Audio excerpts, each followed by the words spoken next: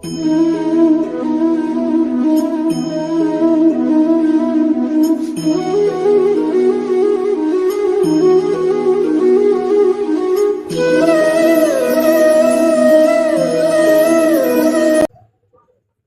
प्यारी साथ संगत, बहुत सुंदर समय है। सत्संग का बड़ा सुनहरा अवसर है और बहुत समय के बाद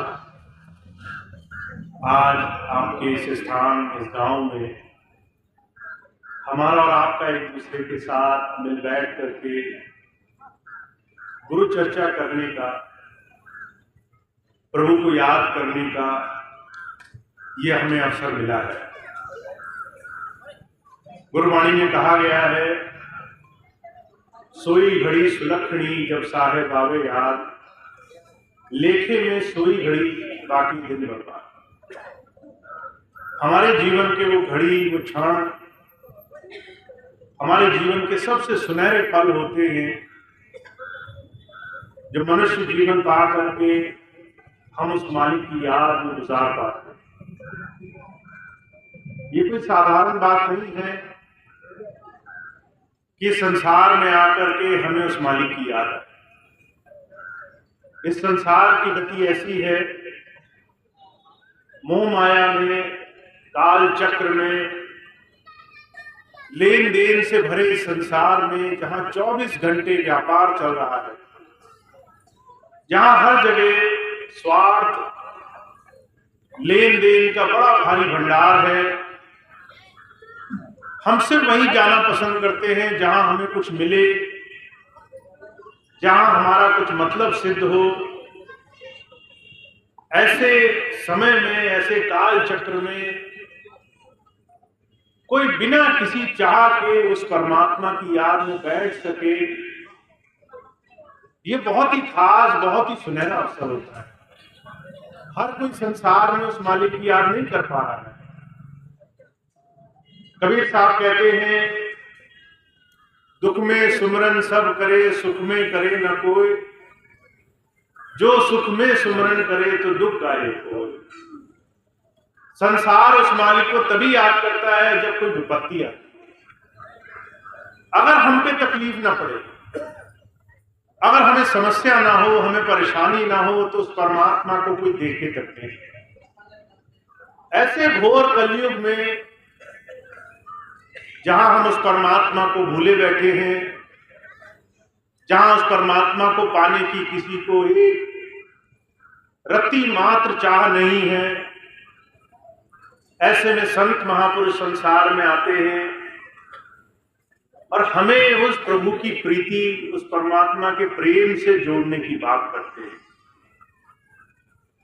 वो जो कहा करते थे, आग लगी आकाश में, झरझर गिरे अंगार, संत न होते जगत में जल मरता संसार।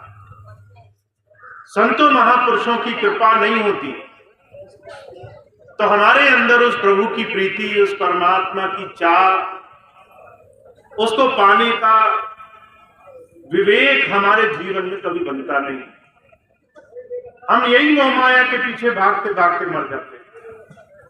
इसी लेन देन के जगत के पीछे दौड़ते दौड़ते, इस मृग तृष्णा में कि संसार का वैभव, धन दौलत, ऐशो आराम, पदवी सब कुछ है, इसी भूल में हमारी सारे जीवन की सांसें ऐसे ही खर्च हो जाती हैं। संत आए, महापुरुष आए संसार में, तो उन्होंने चेतावनी दी। उन्होंने हम सबको जगाया कि तुम शरीर नहीं हो, तुम शरीर रखते हो। तुम्हारे अंदर एक शक्ति है जिसे आत्मा कहें, प्राण शक्ति कहें, जो शरीर को धारण करती है, तब तक धारण करती है जब तक सांसों की पूंजी बंधी है। और हर एक इंसान को ये शरीर छोड़ना है। न राजा इस शरीर में रहे, न रंक रहे, न सेठ रहे, न साहूकार रहे, चाहे कोई किसी पदवी मान बड़ाई का हो, कितना ही बड़ा सेठ हो, राजा महाराजा हो, शरीर को सबको छोड़ना पड़ा है। फिर वो कौन सी चीज है जो शरीर धारण करती है? वो शक्ति आप और हम हैं। शरीर को धारण करने वाली शक्ति आत्मा, वो जुगों जुगों से सुख की तलाश में है, उसे तृप्ति नहीं है। आज आप किसी को देख लो, संसार में दुनिया का हर एक इंसान दुखी है। कबीर साहब कहते हैं, कोई तन दुखी, कोई मन दुखी, कोई चित्त उदास, एक एक दुख सबन को सुखी संत का दास। किसी को तन का दुख है, रोग लगे हुए हैं, तरह तरह की परेशानी है, शरीर में तरह तरह के कष्ट है। अगर शरीर से कोई स्वस्थ है तो उसके मन में पीड़ा लगी हुई है, उसके मन में आकांक्षाएं हैं, इच्छाएं हैं। मुझे ये मिल जाता, वो मिल जाता, मुझे अगर दूसरों से ज्यादा मिलता तो मुझे सुख होता। कोई तन से दुखी, कोई मन से दुखी, किसी की आत्मा में पीड़ा समाई हुई है। कहते संसार में आज तक किसी को सुख नहीं मिला। अगर आपको यकीन नहीं आए, आप किसी से भी पूछ के देख लो। आज घर जाना, किसी से भी पूछ के देखना, दुनिया का हर एक इंसान कोई ना कोई कष्ट गिनाता मिल जाएगा, कोई ना कोई पीड़ा, कोई ना कोई दुख दर्द, कोई ना कोई शिकायत करता मिल जाएगा। अगर किसी को सारी चीजों में आराम है तो उसे अपने पड़ोसियों से आराम नहीं है, उसे अपने रिश्तेदारों से आराम नहीं है, इस बात से आराम नहीं है कि दूसरे को मुझसे ज्यादा कैसे मिल गया। तो संसार में हमारे सुख की खोज, आनंद की खोज कभी समाप्त नहीं हुई। गुरु नानक देव जी महाराज कहते हैं, नानक दुखिया सब संसार, सो सुखिया जिन नाम आधार। सारा संसार मैंने दुखी देखा, पर सिर्फ एक वो इंसान सुखी देखा जिसने उस मालिक से प्रीति जगाई हो।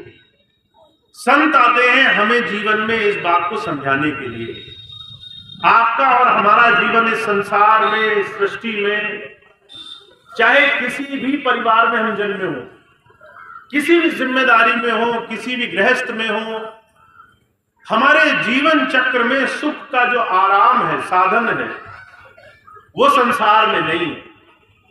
वो किसी प्रभु प्राप्त योगी की संगत और उस प्रभु से जुड़ जाने में है, नाम से जुड़ जाने में है। इसलिए जब जब महापुरुष आए, उन्होंने सबको एक ही संदेश दिया, परमात्मा प्रेम है, उसको प्रेम करके पाया जा सकता है। प्रभु से प्रेम करो, प्रभु की बनाई हुई इस सृष्टि को ऐसे बरतो कि सब उसी के बच्चे हैं, सब उसी की देन है, सब में प्रभु को देखने की तुम्हारी नजर बने, ऐसा तुम्हारे जीवन में रास्ता तुम्हें रोज रोज करने का सानिध्य मिले। स्वामी जी महाराज कई बार इस बात को कहा करते थे। महाराज जी ने भी इस बात पर बड़ा जोर दिया, कहा कब सबरी चौका किया, कब हरि पूछी जात, प्रीत पातली जानकर फल खाए रखा। कभी संतों महापुरुषों ने, कभी संसार में प्रभु प्राप्त योगी ने, जिसके अंदर प्रभु प्रकट है, उसने संसार में कुछ भेदभाव नहीं देखा। ये नहीं देखा तुम गरीब हो, तुम अमीर हो, तुम धनाढ्य हो, तुम कौन सी जात के हो, तुम कौन सी बोली बोलते हो, तुम कहां से आए हो, कहां से नहीं आए हो। वो संसार में हमारे अच्छे बुरे कर्म भी नहीं देखते। एक बार मैंने देखा, स्वामी जी के पास एक बहन गई, कहने लगी, स्वामी जी हम तो बड़े अभागे हैं, बड़े पाप कर्म कर रखे हैं, हमें नाम कैसे मिलेगा। स्वामी जी कहने लगे, अगर संत पाप पुण्य देखता तो संसार में नाम तो किसी को मिलता ही नहीं। अगर संत अच्छा बुरा देखता तो संसार में किसी को प्रभु पाने का रास्ता नहीं मिलता।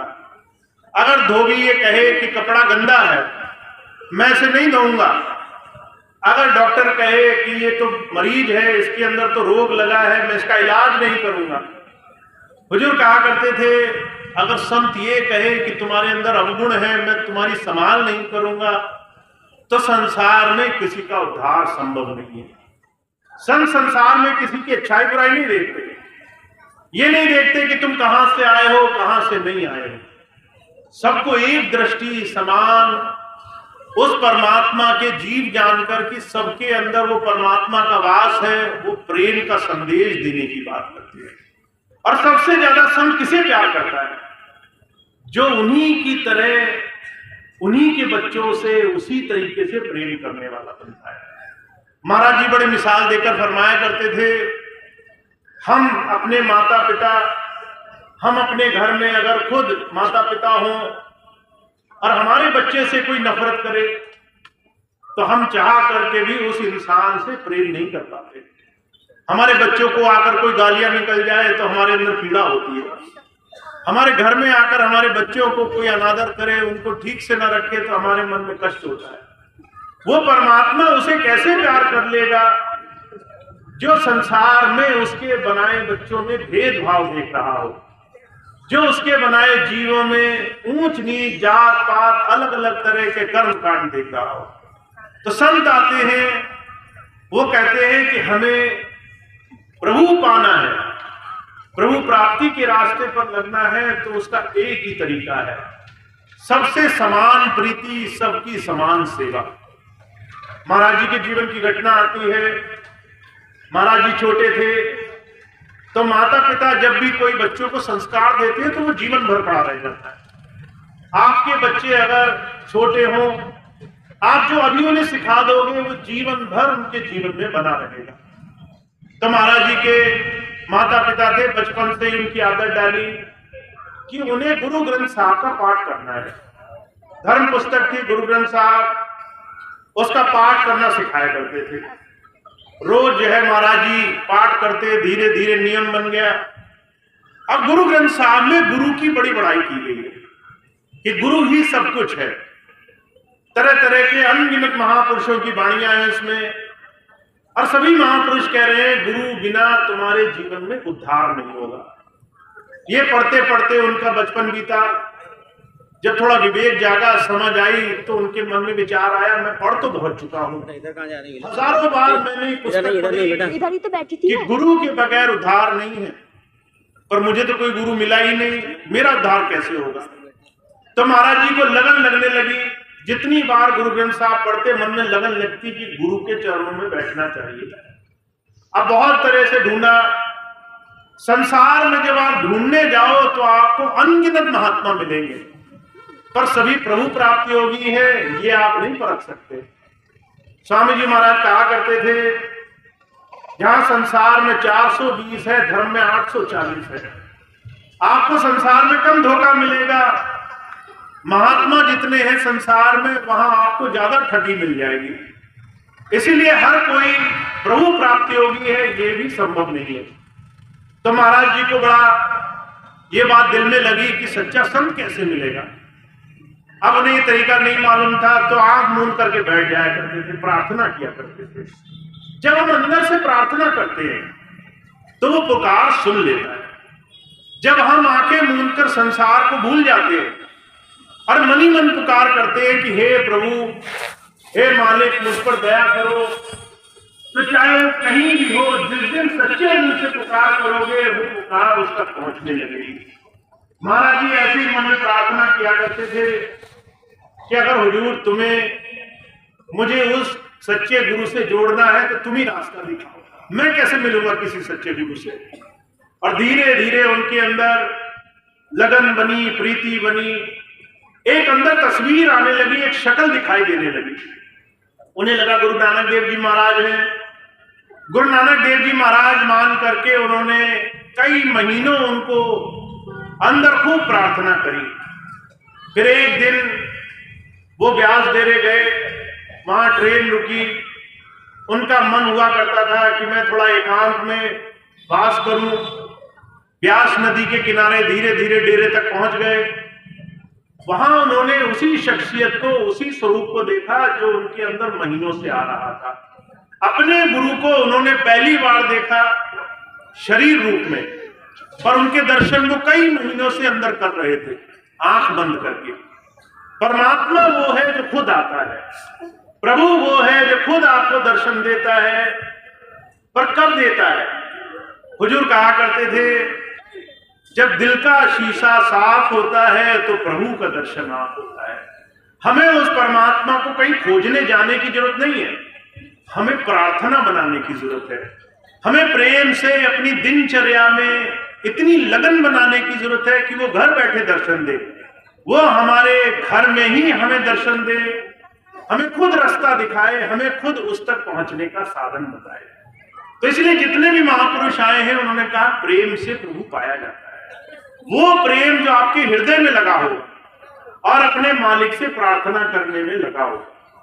अगर वो प्रेम नहीं है तो हम खुद भी धोखा खाएंगे, दूसरे को भी धोखे में रखेंगे। मुझे बड़ी अच्छी तरह से याद है, स्वामी जी कई बार एक बात कहा करते थे, अगर हम अंदर उस प्रभु धारा से जुड़े नहीं हैं, अगर प्रभु प्रेम प्रकट नहीं है, संसार में आने के बाद गुरु से प्रीति नहीं है, प्रभु से प्रीति नहीं है, तो हमारे मन में माया, छल, विषय विकार, भोग ऐसे घर कर लेते हैं कि हम सत्संगी होते हुए भी मनमुख दिखाई देते हैं। हमारे अंदर संसार बसा होता है, हम ऊपर से सिर्फ प्रेम भाव दर्शाते घूमते हैं। और स्वामी जी कई बार कहा करते थे, जिनके मन में ऐसी संसार की छल कपट की स्थिति होती है, जब काल की ठोकर लगती है, जब जो है संसार में मनमत की आंधी आती है, तो ऐसे तमाम हल्के जीव सब जो है उस आंधी में उड़ जाएंगे, उस आंधी में वो बचेंगे नहीं। और अब ये आपने देखा पिछले 10 वर्षों में हम सब की बड़ी कठिन परीक्षा रही, तरह तरह से संसार के संकट आए, पर वही टूटे जिनकी जड़ें मजबूत नहीं थी। वही जो है संसार में भाग गए, उलझ गए संसार में, जिन्होंने अपने गुरु से अंतर से प्रीति नहीं जोड़ी थी। वही संसार में आज अलग अलग जगह भटकते घूम रहे हैं, जिनको ये नहीं मालूम है कि गुरु की शक्ति, गुरु का प्रेम होता क्या है। तो जब संत आते हैं वो कहते हैं हमेशा अंदर से जुड़ना, बाहर बाहर जुड़े रहोगे तो एक समय ऐसा आएगा जहां हर वक्त काल और माया इंसान को छलने का काम करती है। इसी बात को हुजूर कहा करते थे, कहा लगा जकोरा काल का, उड़ गए वेद और ग्रंथ। कहा उस जो है यमराज के दरबार में हर एक जीव जो है उस प्रभु से जुड़ा नहीं है, जो है काल माया के जरा से भी प्रभाव में आ गया है, उसे कहीं ना कहीं अपने जीवन में दुख, परेशानी, कष्ट का सामना करना पड़ जाता है। तो इसीलिए जब जब महापुरुष आए उन्होंने बार बार एक ही तरफ इशारा किया, हमें जीवन मिला है, अब हमें गुरु भक्ति बनानी है, अभी हमें गुरु के प्रेम में हर पल हर घड़ी जुड़ने का साधन बनाना है, अंदर से गुरुधारा से जुड़ने के लिए हमेशा तत्पर रहना है। और उसके लिए आपके इस जीवन में बहुत सारे साधन आपको स्वामी जी महाराज ने दिए, बहुत सारे साधन आपको बख्शे हैं, और उसमें से सबसे सुंदर साधन है कि आप गुरु की याद बना के रखा करो, गुरु के नाम का सिमरन किया करो, जितना भी हो सके गुरु नाम का सिमरन किया करो। आप घर में हो, नाम का सिमरन चल सकता है, आप कुछ काम कर रहे हो, मन ही मन सिमरन चल सकता है, आप खाना बना रहे हो, आप घूमने जा रहे हो, आप खाली बैठे हो, आप कारोबार कर रहे हो, मन खाली रहता है। और महाराज जी कहा करते थे, अगर तुम इसमें गुरु को नहीं बसाओगे तो इसमें दुनिया बसी रहेगी, अगर इसमें गुरु की याद को नहीं भरोगे तो इसमें दुनिया की याद भर जाएगी, अगर गुरु का सिमरन नहीं करोगे तो दुनिया का सिमरन चलने लग जाएगा। और जहां आशा तहां वासा, जहां जहां ख्याल रहेगा, जहां जहां ध्यान रहेगा, वहां वहां मन मर के जाना पड़ेगा। तो स्वामी जी कहते हैं सारा आसान सा तरीका है, सरल सा तरीका है, याद बना के रखो, चलते फिरते उठते बैठते। बाबा सावन सिंह जी महाराज थे, वो इस बात को कहा करते थे, एक बहन आई उनके पास, कहने लगे महाराज सबसे सरल वाला तरीका बताओ, आसान वाला, जिससे हम उस प्रभु को याद कर सकें। तो वो कहा करते थे, चलते फिरते उठते बैठते सिमरन याद बना के रखो, ये सबसे आसान तरीका है। और बार बार कहा करते थे, जितनी तुम्हारी याद गुरु से जुड़ी रहेगी उतना तुम्हारा मन दुनिया की चिंताओं से बचा रहेगा, उतना ध्यान उधर से दूर रहेगा। तो पहला तरीका है सिमरन, खूब याद बनाकर रखनी है। दूसरी चीज सेवा, सेवा में जितना समय मिल जाए उतना समय सेवा में लगा देना है। चाहे हमें तन से सेवा करने का मौका मिले, चाहे मन से सेवा करने का मौका मिले, चाहे धन से सेवा करने का मौका मिले। और जब सेवा करने का मौका मिले तो हमेशा ये बात याद रखना, सेवा सिर्फ गुरु को ध्यान में रख के की जाती है। जहां गुरु को भूल करके मान बड़ाई प्रतिष्ठा मैं मेरी को ध्यान में रख करके हमने किसी काम को हाथ लगाया, वो कर्मों का बंधन बन जाएगा। मुझे बड़ी अच्छी तरह से याद है, अभी पिछले वर्ष जब मैं आया तो बहुत से भाई बहन आए मिलने के लिए। एक सभा हुई जिसमें सेवादार भाई बहन शामिल हुए। मैंने कहा सबको एक बार फिर से एकजुट होकर के स्वामी जी की सेवा में लगना है, मानव सेवा में लगना है। तो एक भाई अकेले में मुझसे आकर कहने लगे, भैया जी सेवा तो आपने जो बताई ठीक है, पर मैं एक फलाने इंसान के भाई के साथ सेवा नहीं करूंगा। अब उन्होंने एक नाम बोला जो मैं नहीं बताऊंगा। वो कहने लगे इस भाई के साथ मैं सेवा नहीं कर सकता। मैंने कहा ऐसा क्या कारण है? कहने लगे कुछ बरस पहले हमारी इनके साथ सेवा लगा करती थी, बड़ी अच्छी सेवा करती थी। एक मौके पे इन्होंने हमें बड़ा गुस्से में आकर के बड़ा उल्टा सीधा बोला। वो बात बड़ी दिल में लग गई। तब से लेकर आज तक हमारी बातचीत बंद है। मैंने कहा कितने साल हो गए? कहने लगे 5 साल हो गए। 5 साल पहले दो सत्संगी भाइयों में किसी एक बात को लेकर के थोड़ी सी बहस हो गई, एक दूसरे को बुरा बोल दिया। वो समय गुजर गया। अब उस समय के गुजरने के 5 साल हो चुके हैं, पर फिर भी मन में वो कड़वाहट जा नहीं रही, मन में वो कर्म भाव कम नहीं हो रहा, मन में अभी भी कोई पीड़ा लगी हुई है। तो जो कहा करते थे भाई तुम फिर वर्तमान में कहां जी रहे हो? तुम तो अभी भी 5 साल पहले ही उसी घटना में जी रहे हो। तुम तो आज भी बड़े नहीं हुए, तुम तो आज भी आगे नहीं बढ़े। अगर तुम ऐसे ही संसार में अनगिनत कर्मों में फंसे रहे, कभी किसी की बुरी बात में उलझ गए, कभी किसी की खरी खोटी में उलझ गए और वहीं बने रहे, तो तुम अपने जीवन में आगे कैसे बढ़ोगे? अपने जीवन में इस कर्म बंधन से छूटोगे कैसे? छूटने के लिए गुरु प्रेम, गुरु की याद को सामने रखना जरूरी है। हम सब गुरु भाई हैं, हम सब गुरु प्रेमी हैं, हम सब गुरु की सेवा में लगे हुए हैं। और हुजूर कहा करते थे जब तुम मालिक को सामने रख लोगे तो फिर तुम्हारा अस्तित्व फिर उसमें कोई रोल नहीं अदा करता। फिर तुम सिर्फ सेवादार हो, तुम सिर्फ देने वाले हो, तुम सिर्फ कर्ता भाव से कोई काम नहीं कर सकते। तो जो कहा करते थे सेवा बहुत सुंदर अवसर है, पर मैं मेरी को मन से हटा करके सेवा करना, मान बड़ाई ला करके सेवा मत करना।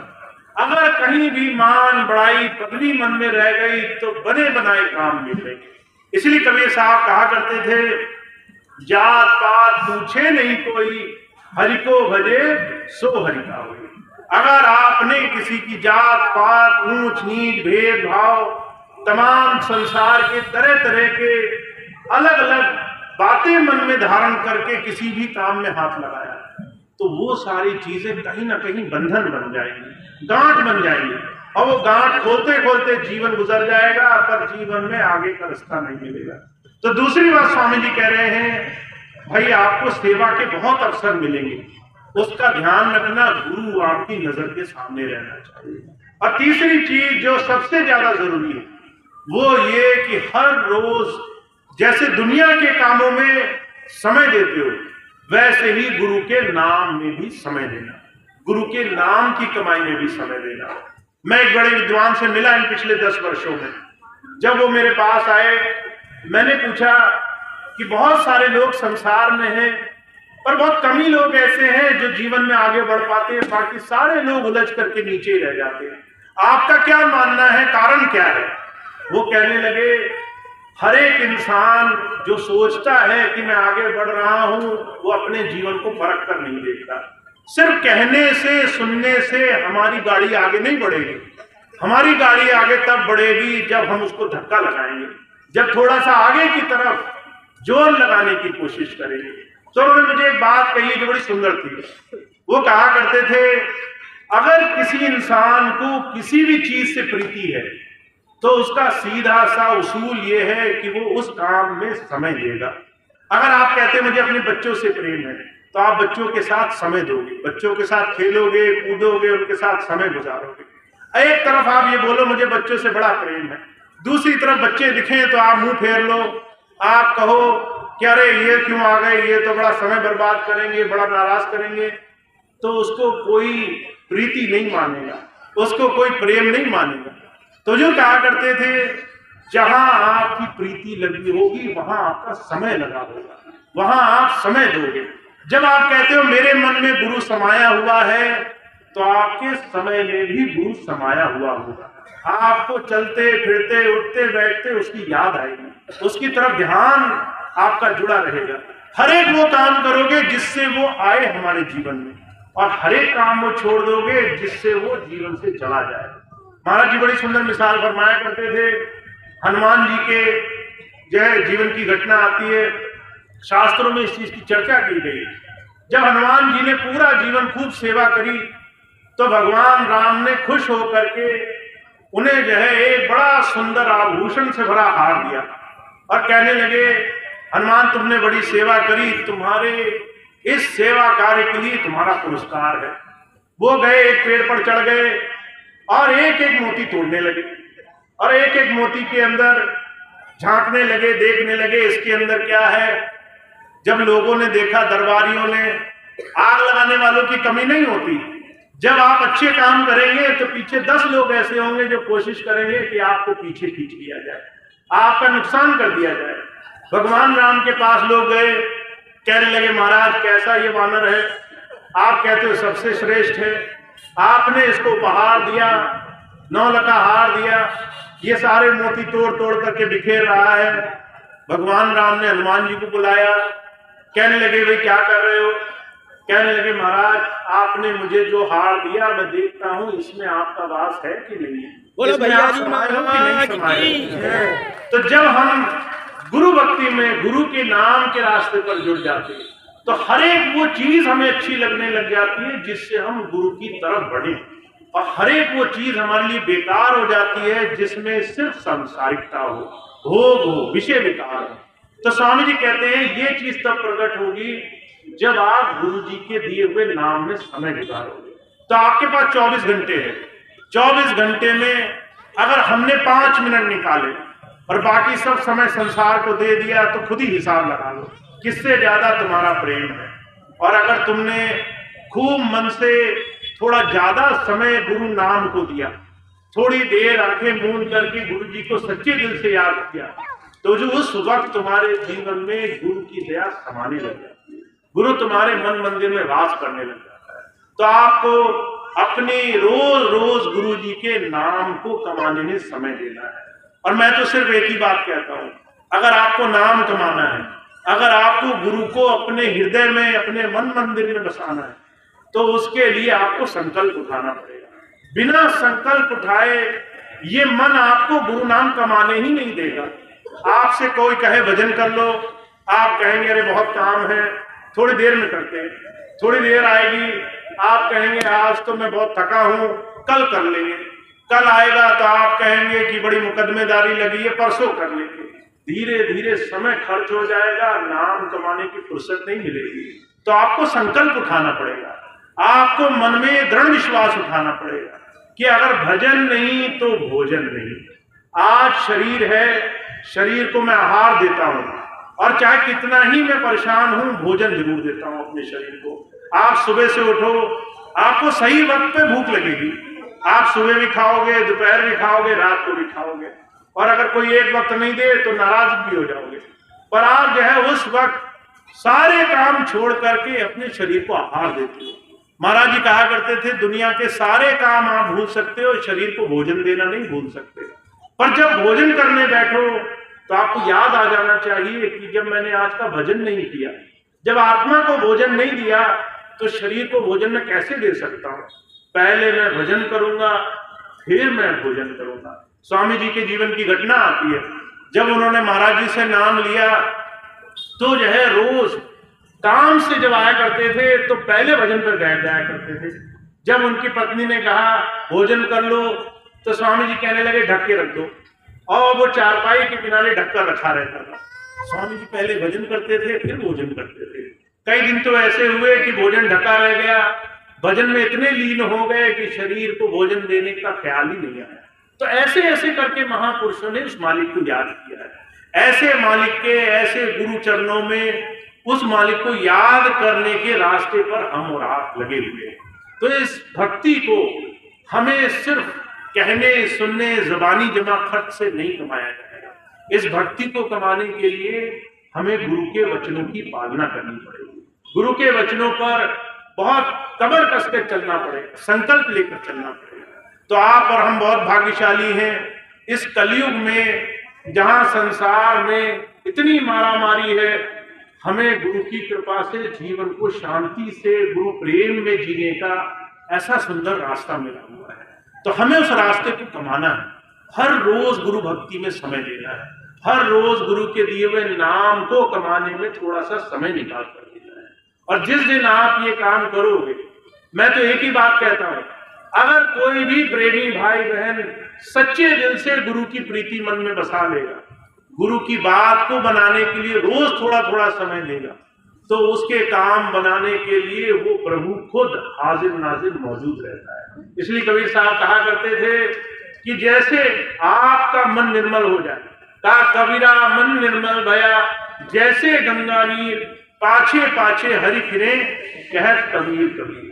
अगर आप सच्चे दिल से गुरु को मन में बसा लो, तो वो गुरु आपके हर एक काम आपके सोचने से पहले करने को राजी रहता है। वो हर वक्त आपके सारे काम बनाने को राजी रहता है।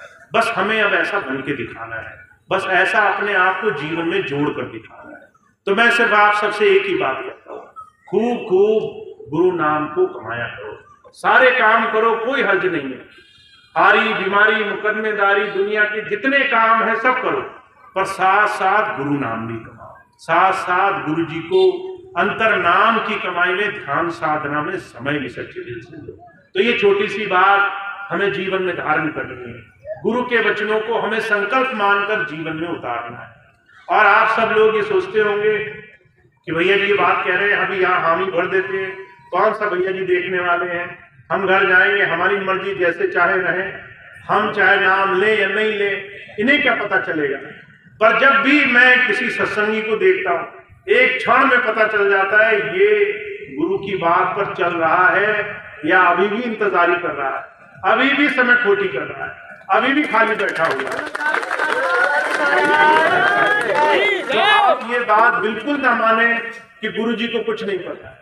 गुरु आपके मन मंदिर में उसी दिन विराजमान हो जाता है जिस दिन आप उसको अपने जीवन को शरणागत करने का वचन देते हो, और वो नाम दीक्षा दे करके आपके जीवन में आपके अनुसंग हो जाता है। उस पल के बाद कुछ भी आपके जीवन में ऐसा नहीं जो उसे नहीं पता।